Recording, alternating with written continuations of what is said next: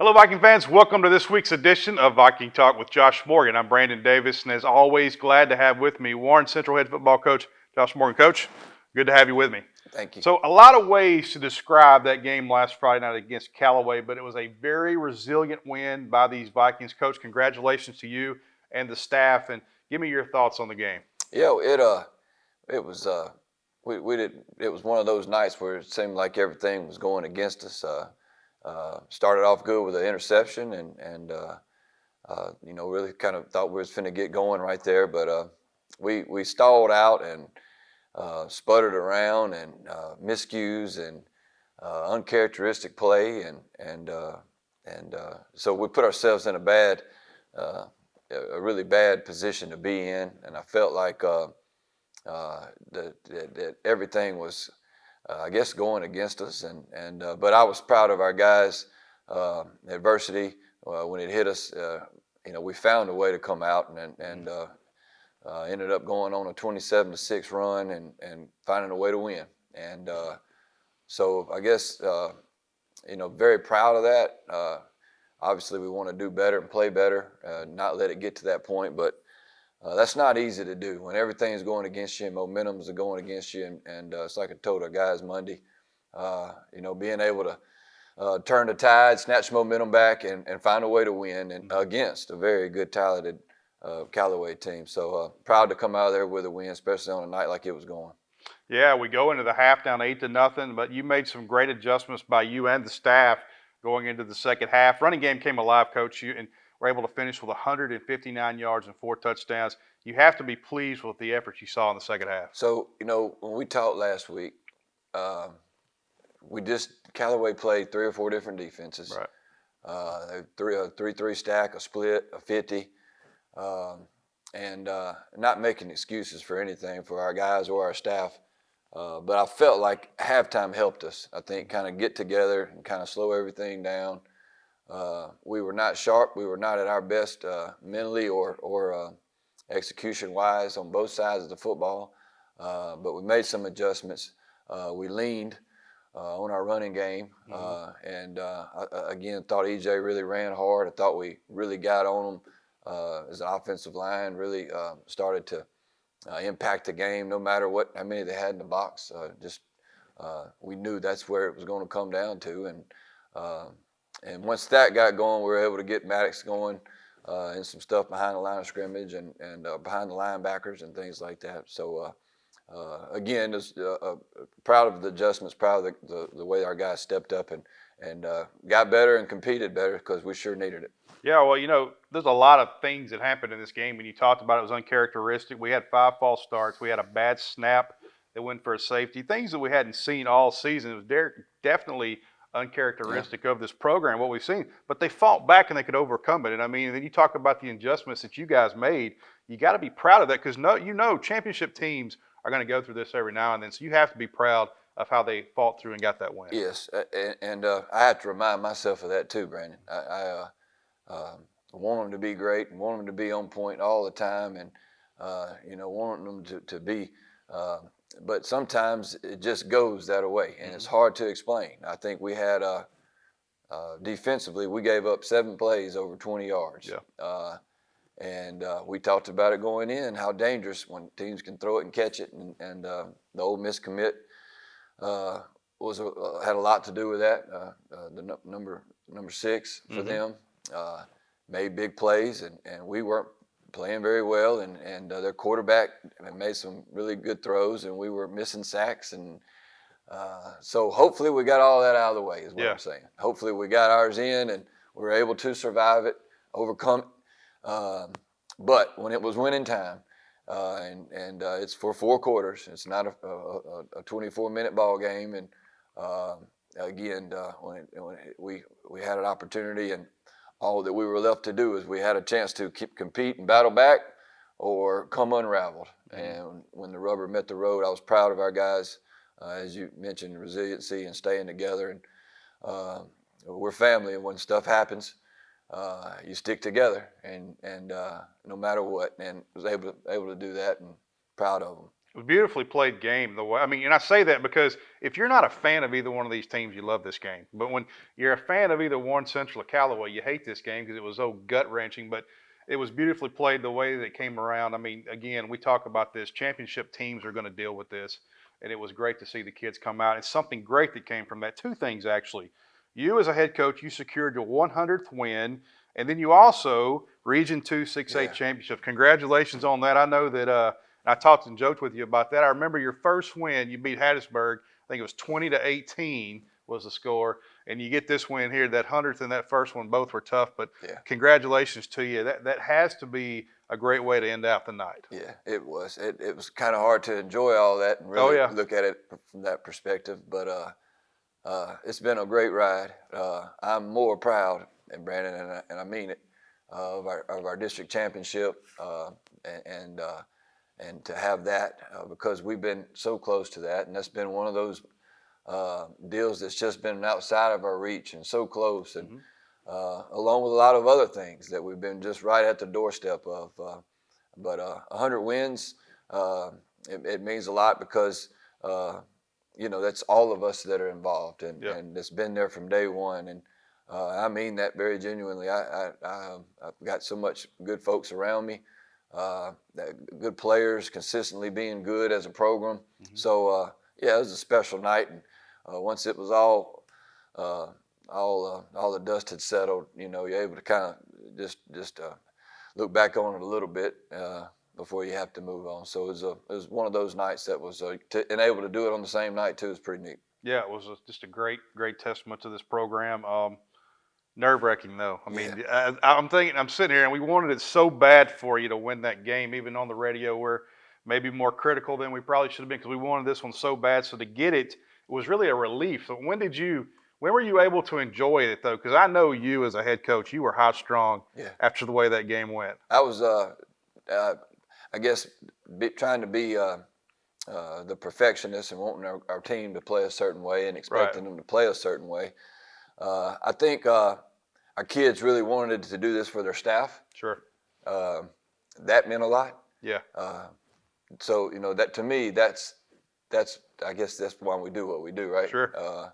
So and I could see that at halftime. Nobody wanted to play that away. That's right. Nobody wanted to. So, but we were a family again, and then together we come in at halftime. It wasn't.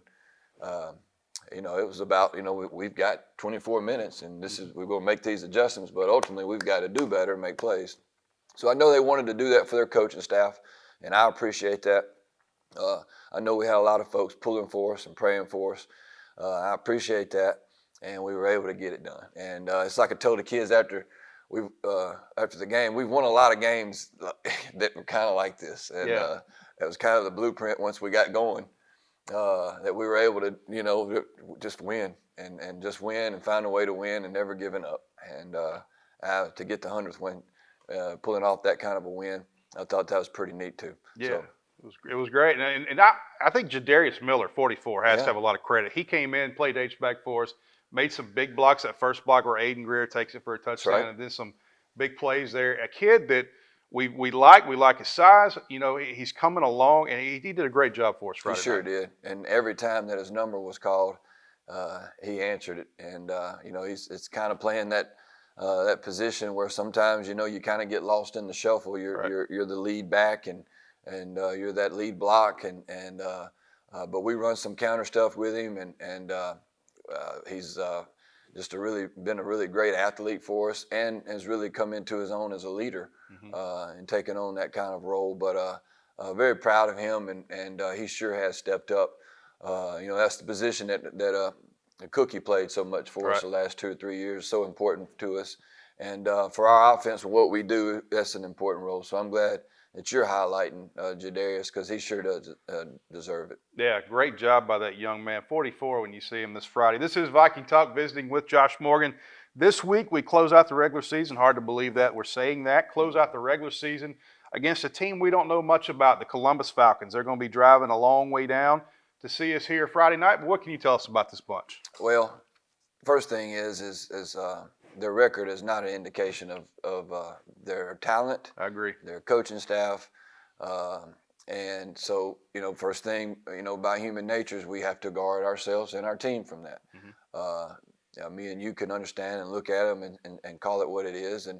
But we have to be prepared to play and to play for 4 quarters against a tough physical football team. They're a smash mouth type of a ball club.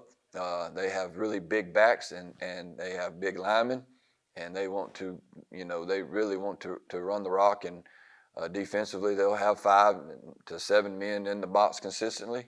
And, we've got to be prepared for that. And if we're not, and if we go out there half-cocked and unprepared, it'll be a long night for us. So trying to guard ourselves from any kind of letdown on our part. Again, been in this profession long enough to expect something like that. But Columbus has our respect, especially as a coaching staff. Our players, it didn't take very long for them to turn on film and understand that we need to get ready to play and to play a physical game. And so very talented, very big, and we're going to have to play well and be good at what we do. Yeah, you talk about that. You look at the film of this bunch, and they're not a 1-9 team. They had a couple of wins that were very close, losses that were, I think, 1-2 point losses in region play. They can score points. Offensively, they are a very impressive-looking group, folks. I mean, they'll show you multiple looks, but they, like you said, Coach, they love to run downhill at you. Their quarterback, I think he plays some running back, but he's a big-bodied kid. What have you seen from him and the challenge that it brings to this Viking defense this week? Well, so, offensive line-wise, they're averaging probably 280 to 285 a person. The back that you mentioned is 260 pounds, right? 6'2". His backup is 6 foot 225. The other quarterback that's playing is 210.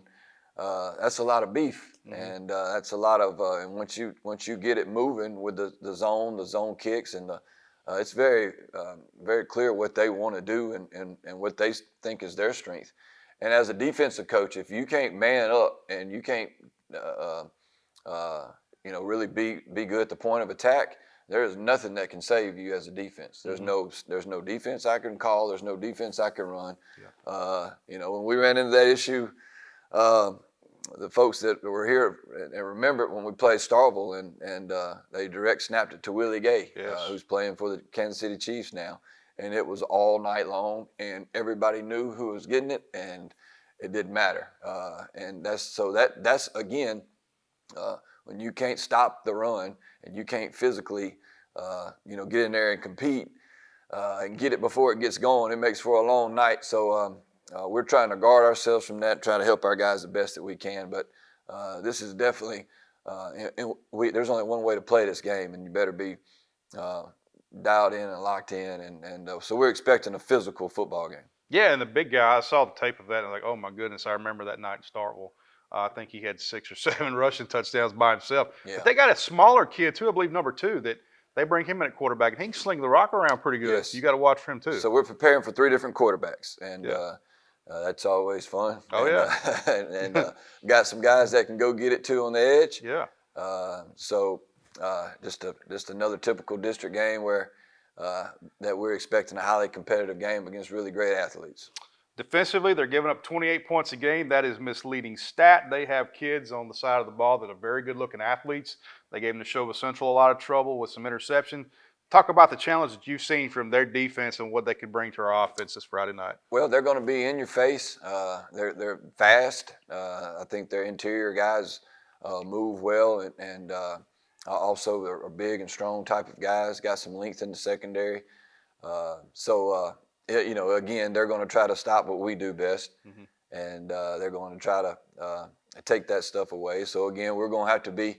Everybody kind of plays is different. It usually takes a couple series to understand how they're going to do it. But again, we need to be really good at what we do, and we need to make sure that we're on point and that we're getting to that second level, especially in our run game when we're trying to get the edge. That's going to be really important for us. Well, something we're all really proud of. We secured a home playoff game. We could maybe be through the playoffs home at the playoffs the entire time, depending on how it plays out. But, Coach, obviously we want to win Friday night. We know that. We don't do anything halfway around here. But you got a first-round playoff game secured here at home. How are you going to manage the team? Are you going to do it any differently and maybe get the starters out earlier to prevent injury? Well, we want to, like you just mentioned, win, and we want to play a certain way, and that is the most important thing. And then I feel like as for a couple of reasons, if and I hate to even talk about it, if it gets to that point, then we want to take care of our guys, and we usually try to do the very best in that anyway. Right. Number one is we're getting ready to win and understanding it's going to be a tough physical game. We'd like to get our guys out as quickly as possible. Mm-hmm. And to me, the biggest reason there is like we normally would do, like when Ridgeland, we were able to, anytime we get to give guys more reps and then guys that are deserving, I can think of a handful that I wish I could play more who are seniors and really have, been program guys, and so we can reward them too. Mm-hmm. Yes, if we have that opportunity, we certainly will use it wisely. Well, talking about playoffs, first round game here at home, I know you got to be awfully proud of that. It's going to be exciting. It's been a while. I think it was maybe Tupelo or one team that came down here and played us, but a great opportunity to show off our program to someone throughout the state. And I know you got to be proud to have that home playoff game. Proud. That's the perks that come, and that's the reason district champions are why it's such a big deal and big honor, is because you get to be at the house. And when you play, we're our playoffs opponents. The first round would be with the North Division, which is the closest one is 2.5 hours from you. Right.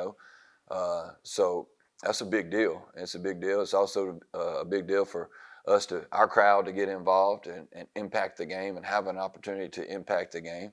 And we sure do hope our Vikings and our people come out and really get behind their team, because we fought so hard to get home field advantage, and that's all it is. It's at our house, and our people have it at their place. So we need to take advantage of that, and hopefully we will. Yeah. Well, this Thursday night is senior night. We're going to honor our senior football players and our managers. Talk about what this group means to you, and I know that this is a very bittersweet time for you and the staff. Yeah,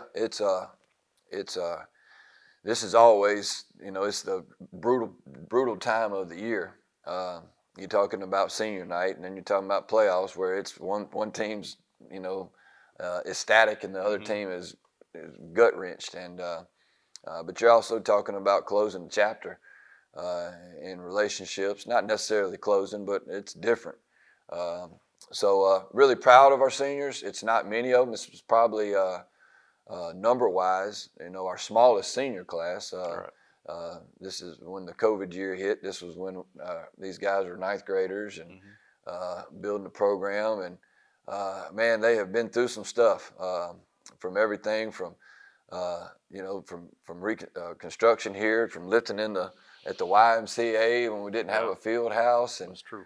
And not being able to live because it was COVID, and outside working out, and these boys have been through some stuff, and they have done nothing but answer the bell, and consistently just stayed with it, and made us all really proud and become and grown into such great young men and mighty fine football players. And I can honestly say that about each and every one of them. So sometimes it's not about quantity as it is quality.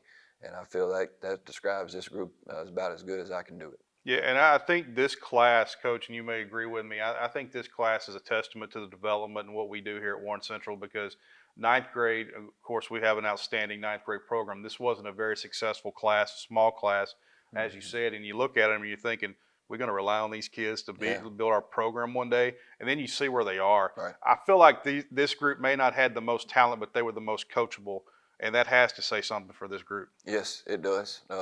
And you said it well, like the growth that's been there, and the development, and just watching them excel, and hopefully we've got at least 5 more games with them. Exactly, yeah. And I'll say this as a parent, I'm glad my son was a part of that development. It was the reason he's at Warren Central, and I'm a testament to that. So But something on top of that, you had to compress your practice this week because we're playing on a Thursday night. I know you love that. Yeah. And you've always told me it's just another game, but I know you being a creature of habit, it drives you crazy. How have you and the staff handled losing that day of practice? Well, Sunday was no different for us as far as our film study. We just knew that Monday coming in, it would have to be kind of a combination on what we would normally do on Monday and Tuesday. So you're basically sandwiching a bunch of it's on these short weeks. It's meat and potatoes. Yeah.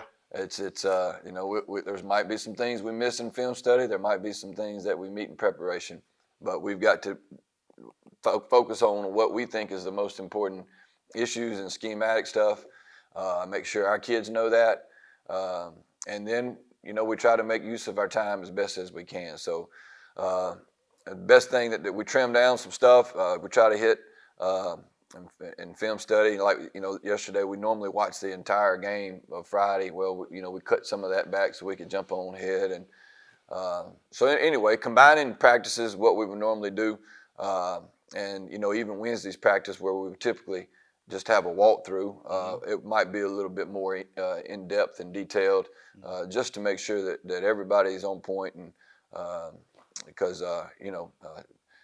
don't want to leave any stone unturned, but sometimes you have to be you have to pick your battles right there. So really combining and finding out the priorities and making sure our kids are prepared. Well, something we've talked about, and beautiful thing, you're going to be practicing when it's dark. Yeah. Yeah.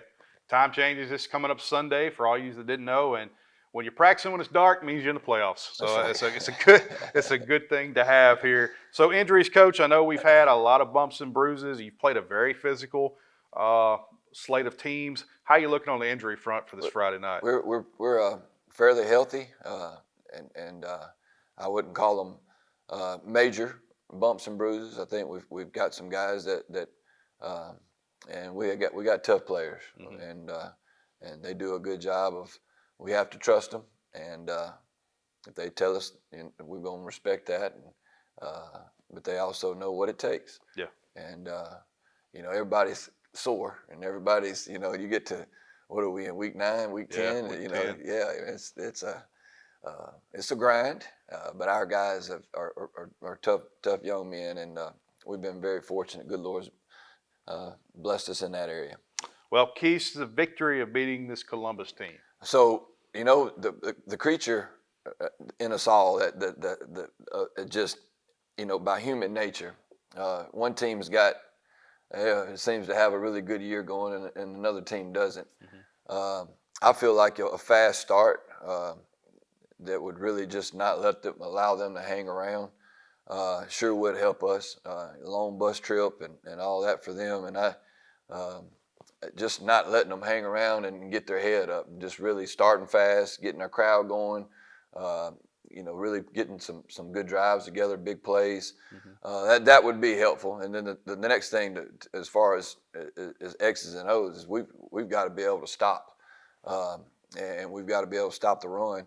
And ideally, we want to be able to stop it with a 6 or 7 man box. When we start having to put 8 and 9 up there, now we're in single coverage, right. And now we're giving ourselves up for the big play.